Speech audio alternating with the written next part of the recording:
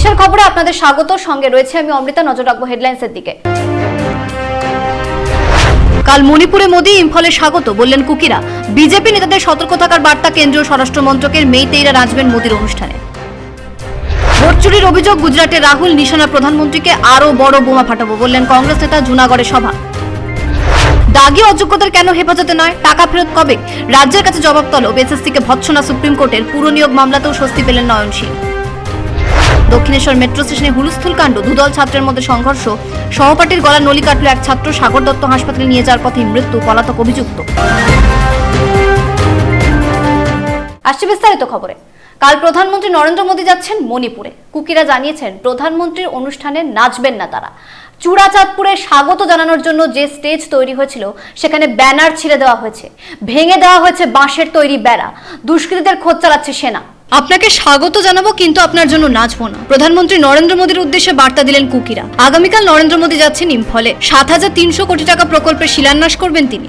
1,200 কোটি টাকার প্রকল্পের উদ্বোধন করবেন। কুকি মেইতেই সংঘর্ষ শুরু হওয়ার পর এই প্রথম ইম্ফলে যাচ্ছেন প্রধানমন্ত্রী। তার এই সফর নিয়ে বিরোধী দলনেতা রাহুল গান্ধী বলেছেন, এতদিনে সম্বিত ফিরল প্রধানমন্ত্রী।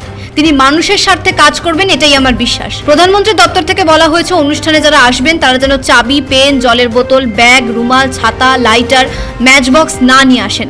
এমনকি ধারালো কিছু আনা যাবে না।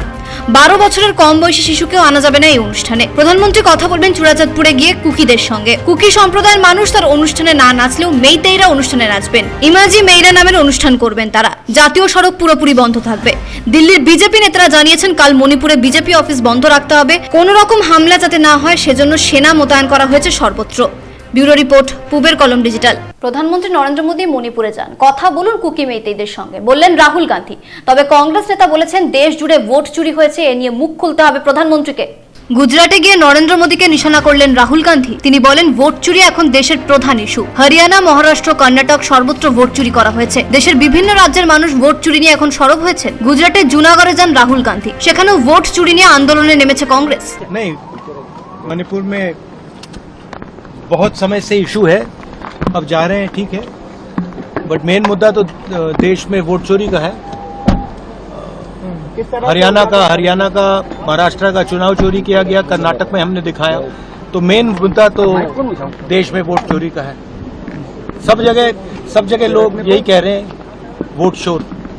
কংগ্রেস নেতা রাহুল গান্ধী বলেছেন বিহারে ভোট চুরির খেলায় নেমেছিল বিজেপি ও নির্বাচন কমিশন। বিহারের মানুষ এর বিরুদ্ধে সরব হয়েছেন বলেই সুপ্রিম কোর্টে মামলা হয়েছে। যদি সুপ্রিম কোর্ট নির্দেশ না দিত তাহলে হয়তো বিধানসভা নির্বাচনে বিহারে ভোট চুরি অব্যাহত রাখত নির্বাচন কমিশন। গুজরাটেও ভোট চুরি হয়েছে কিনা তা নিয়ে রাজ্য কংগ্রেসের কাছে রিপোর্ট চাওয়া হয়েছে। দ্রুত এ নিয়ে তথ্য প্রকাশ্যে আনা হবে। ব্যুরো রিপোর্ট, পূবের কলম ডিজিটাল। রাহুল গান্ধী ও উদয়নিধি স্ট্যালিনকে খুনের হুমকি দেওয়া হয়েছে। ইমেলে এই হুমকি দেওয়া হয়। একই সঙ্গে দিল্লি ও বোম্বে হাইকোর্টে বোমা রাখা হয়েছে বলে ইমেলে জানায় কর্ণাটকের এক যুবক। বিজেপি ও আরএসএস এর বিরুদ্ধে যারা লড়াই করছেন সেই ধর্মনিরপেক্ষ নেতাদের ছেলেদের অনেকেই দেশবিরোধী কাজ করছেন। চিঠি দিয়ে প্রাণনাশের হুমকি দেওয়া হয়েছে। এই চিঠিতে প্রাণনাশের হুমকি দেওয়া হয়েছে এমকে স্টালিনের পুত্র উদয়নিধি স্টালিন আর রাহুল গান্ধীকে। একই সঙ্গে দিল্লি হাইকোর্টের বিচারপতিদের এজলাস খালি করতে হুমকি দেওয়া হয়েছে। যিনি এই ইমেল পাঠিয়েছেন তার নাম তেভদিয়া কানিমোজি। এই ইমেলে রয়েছে কোথায় আইডি রাখা হয়েছে আর তা নিষ্ক্রিয় করার জন্য কি প্রয়োজন হবে। এই বোমা নিষ্ক্রিয় করার জন্য সত্যবামা সোনগওয়ায়ন নামে এক ব্যক্তির নাম উল্লেখ করা হয়েছে। তার মোবাইল নাম্বারও দেওয়া হয়েছে। হুমকি মেলে বলা হয়েছে উদয়নিধির উপর অ্যাসিড হামলা চালানো হবে। দিল্লি পুলিশের তরফে হাই অ্যালার্ট জারি করা হয়েছে। বম্বে হাইকোর্টেও বোমা আতঙ্ক ছড়িয়ে পড়ে, তবে শেষ পর্যন্ত কিছুই পাওয়া যায়নি। ব্যুরো রিপোর্ট, পূবের কলম ডিজিটাল। দাগি অযোগ্যদের কাছ থেকে এখনো কেন টাকা ফেরত নেওয়া হয়নি, জবাব চাইল supreme court. School service commission ও রাজ্য সরকারকে এ নিয়ে জবাব দিতে হবে।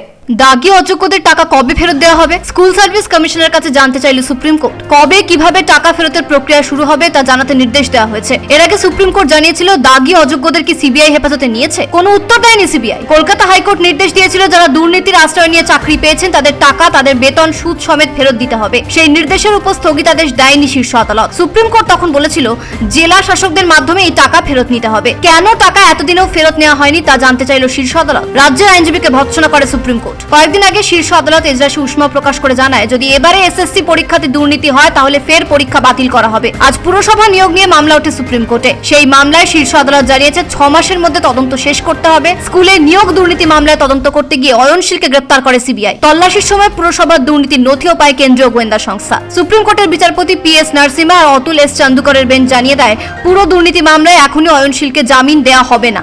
তার বিরুদ্ধে ওয়েমার শিটে কারচুপির অভিযোগ রয়েছে। হাজার হাজার বেকার যুবক যুবতীর ভবিষ্যৎ নষ্ট করেছেন তিনি। ব্যুরো রিপোর্ট, পূবের কলম ডিজিটাল। দক্ষিণেশ্বর মেট্রো টিকিট কাউন্টারের সামনে সহপাঠীর গলা নলি কেটে দিল একাদশ শ্রেণীর এক ছাত্র। সাগর দত্ত হাসপাতালে নিয়ে যাওয়ার আগেই তার মৃত্যু হয়। ঘটনার চাঞ্চল্য ছড়িয়ে পড়ে। দক্ষিণেশ্বর মেট্রো টিকিট কাউন্টারের সামনে গুলিবিদ্ধ হয়ে মৃত্যু হলো একাদশ শ্রেণীর এক ছাত্রের। বাগবাজার স্কুলে পড়তো তারা। স্কুল শেষে বাড়ি ফিরছিল। হঠাৎই দুদল ছাত্রের মধ্যে বচসা শুরু হয়। এক ছাত্র ব্যাগ থেকে ছুরি বের করে তারই সহপাঠীর গলায় ছুরি চালিয়ে দেয়। তড়িঘড়ি তাকে নিয়ে যাওয়া হয় সাগর দত্ত হাসপাতালে। সেখানেই মৃত্যু হয় তার। মৃত ছাত্রের পরিবার জানিয়েছে, স্কুল থেকে যে সময় তাদের ফেরার কথা সেই সময় পেরিয়ে গেলেও ছাত্ররা বাড়ি ফেরেনি। হঠাৎই টেলিফোন আসে। মৃত ছাত্রের বন্ধু টেলিফোনে জানায় দ্রুত সাগর দত্ত হাসপাতালে আসতে হবে, তাদের ছেলে অসুস্থ হয়ে পড়েছে। পরিবারের লোকজন সাগর দত্ত হাসপাতালে গিয়ে দেখেন সব শেষ। 17 বছরের এই নাবালক বাগবাজার বয়েজ স্কুলে পড়তো। বাড়ি ফেরার সময় সহপাঠীদের সঙ্গে বচসায় জড়িয়ে পড়ে সে। প্রথমে তর্কাতর্কি হয়, তারপর হাতাহাতি। এক ছাত্র ব্যাগ থেকে ছুরি বের করে তার সহপাঠীর গলা কেটে দেয়। অভিযুক্ত ছাত্র এখনো পর্যন্ত পলাতক। ব্যুরো রিপোর্ট, পূবের কলম ডিজিটাল। বারাসাতে এসে আশ্রয় নিচ্ছেন অনুপ্রবেশকারীরা, বললেন বিজেপি রাজ্য সভাপতি শ্রমিক ভট্টাচার্য। একই সঙ্গে তিনি নিশানা করেন মুসলিমদেরও। বারাসাতের মানুষকেও ভাবতে হবে, যেভাবে বাংলাদেশে অনুপ্রবেশকারীরা এসেছে, ওপার বাংলায় ঘটনা ঘটবে, এখানে এসে আশ্রয় নেবে, তারপরে এখানে আবার এখানের মতো হয়ে গিয়ে আধার কার্ড বানিয়ে নেবে। বারাসাত তো সেন্টার, এপিক সেন্টার আধার কার্ডের, আধার কার্ডের এপিক সেন্টার বারাসাত, মধ্যমগ্রাম, সোনারপুর, শিলিগুড়ি। আপনার যেখানে যত বাংলাদেশি অনুপ্রবেশকারী ধরা পড়ছে, রোহিঙ্গা ধরা পড়ছে সারা ভারতবর্ষে, কোথা থেকে পেয়েছি? বারাসাত থেকে পেয়েছি। 26 নরেন্দ্র মোদীকে খুন করবার চক্রান্ত নিয়ে দুজন উগ্রপন্থী যখন গিয়েছিলেন নিউ দিল্লির রেলওয়ে স্টেশনের প্ল্যাটফর্মে ধরা পড়েছিলেন, কোথা থেকে গেছে? তারা বসিরহাট দিয়ে ঢুকে বারাসাতে এসছে, বারাসাত থেকে ট্রেন ধরে শিয়ালদা, শিয়ালদা থেকে রাজধানী ধরে দিল্লি, দিল্লিতে গিয়ে অ্যারেস্ট। বারাসাত গুরুত্বপূর্ণ জায়গা। ভারতে আসছেন ক্রিশ্চিয়ানো রোনাল্ডো। গোয়ায় সম্ভবত তিনি আল নাসরের হয়ে মাঠে নামবেন 22 অক্টোবর। ভারতে আসছেন ক্রিশ্চিয়ানো রোনাল্ডো। শুক্রবার তার বর্তমান ক্লাব আল নাসর এএফসি এশিয়ান চ্যাম্পিয়ন্স লিগ 2 এর জন্য ফুটবলারদের রেজিস্ট্রেশন করিয়েছে। তাতে রয়েছে রোনাল্ডোর নাম। CR7 এর ভারতে আসা নিয়ে যে দ্বিধা তৈরি হয়েছিল তা সম্ভবত মিটতে চলেছে। 22 অক্টোবর গোয়ার ফতোরদা স্টেডিয়ামে এফসি গোয়ার বিরুদ্ধে এশিয়ান চ্যাম্পিয়ন্স লিগ 2-তে নামার কথা সৌদি আরবের ক্লাব আল নাসরের। রোনাল্ডোর সঙ্গে আল নাসরের নতুন করে যে চুক্তি হয়েছে তাতে বলা হয়েছে সৌদির বাইরে কোনো ম্যাচ খেলার ক্ষেত্রে রোনাল্ডোর পূর্ণ স্বাধীনতা থাকবে। কাজেই রোনাল্ডো যদি ভারতে না আসতে চান তিনি নাই আসতে পারেন। যদিও শোনা যাচ্ছে গোয়ার সঙ্গে যেহেতু পর্তুগিজ যোগ রয়েছে তাই তিনি গোয়ায় আসার ব্যাপারে বেশ উৎসাহী। আল নাসেরও নিজের সতীর্থদের কাছে এমনই মনোভাব পেশ করেছেন তিনি। তাই 22 অক্টোবর গোয়ায় এফসি গোয়ার বিরুদ্ধে আল নাসেরের ম্যাচে রোনাল্ডো উন্মাদনা বাড়ছে। ব্যুরো রিপোর্ট, পূবের কলম ডিজিটাল। দেশের খবর এখন এই পর্যন্তই। দেখতে থাকুন পূবের কলম ডিজিটাল।